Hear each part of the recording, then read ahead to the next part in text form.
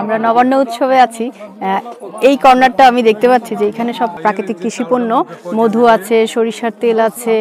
আর এখানে আমার সবচাইতে যেই জিনিসটা আমার দৃষ্টি আকর্ষণ করছে সেটা হচ্ছে ধান। এখানে অনেক ধরনের ধান আমরা দেখতে পাচ্ছি। আর এই যে পাত্রগুলোতে এখানে ধানগুলোকে করে এখানে রাখা আছে এবং সব ধানের এই হিসাবে পরিচিতি হিসেবে এটার নামটা দেখি রাজভোগ। এই নাম আমি আগে শুনি নাই, যেন আজকে নতুন শুনলাম। এবং চালটা খুবই ছোট্ট, খুবই ছোট, খুব সুগন্ধি না? আচ্ছা, এটা আমরা জানলাম যে এটা খুব সুগন্ধি পোলাওয়ের চাল। এইটা হচ্ছে বোরন। এই চালটা একটু বড় না? এটা কি ভাতের চাল? আচ্ছা, এটা ভাতের চাল, এটা বোরন। এই নামটাও আমি আগে শুনি নাই। চিনি গুঁড়া, এই চিনি গুঁড়ার নামটা অনেক শুনছি আমি আজকে। হ্যাঁ, এই ধানটা আমি প্রথম দেখলাম, খুবই ছোট্ট, সরু। হ্যাঁ, রাজভোগ আর চিনি গুঁড়া কাছাকাছি। ওইটা রাজভোগ একটু কালো আর এটা একটু, হ্যাঁ, এটার রংটা একটু পরিষ্কার। আর এইখানে আছে চামারা।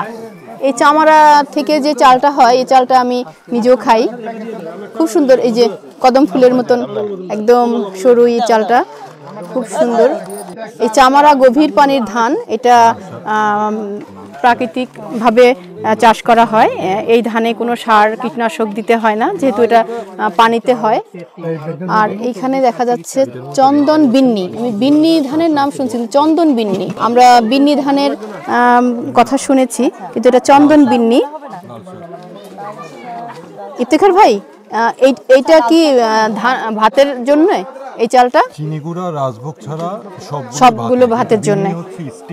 আচ্ছা আচ্ছা, এই বিন্নি ধানের থেকে যে চালটা হয় এর ভাত কিন্তু একটু আঠালো হবে। এবং পাহাড়ি অঞ্চলে এই ধানের মানে জনপ্রিয়তা খুব বেশি।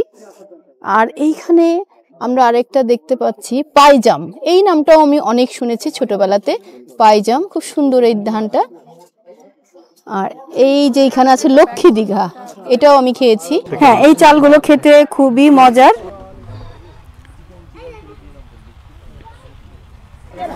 লক্ষ্মী দীঘা, এই দেশি চালগুলো আপনারা খাবেন, কারণ হচ্ছে এই চালের ভাত খেলে ডায়াবেটিক্সের ঝুঁকি কমে। আচ্ছা, আর এইখানে আরেকটা সুন্দর আরেকটা ধানের নাম দেখতে পাচ্ছি আমরা, দুলাই।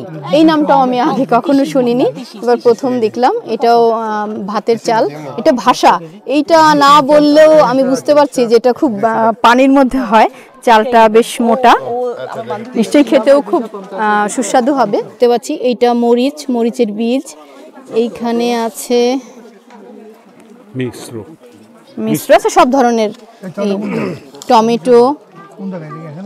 এখানে আছে লাল শাকের বীজ, এটা মূলার বীজ, আর বিভিন্ন শাকসবজির বীজ আছে। আর এইখানে আছে হিজল দীঘা। আচ্ছা, আর এইখানে আছে হিজল দীঘা চাল। এইটাও আমি খাই, এই চালটাও খেতে, এর ভাত খেতেও খুবই সুস্বাদু হয়। আচ্ছা, এই যে এখানে চাল বিক্রি হচ্ছে, একজন ক্রেতা চাল নিয়ে যাচ্ছে। আমরা দেখছি চাল প্যাকেট করা হচ্ছে। এই প্রাকৃতিক কৃষি পণ্যগুলো আপনারা পাবেন প্রাকৃতিক কৃষি বিপণন কেন্দ্র, মোহাম্মদপুর, তাজমহল রোডে।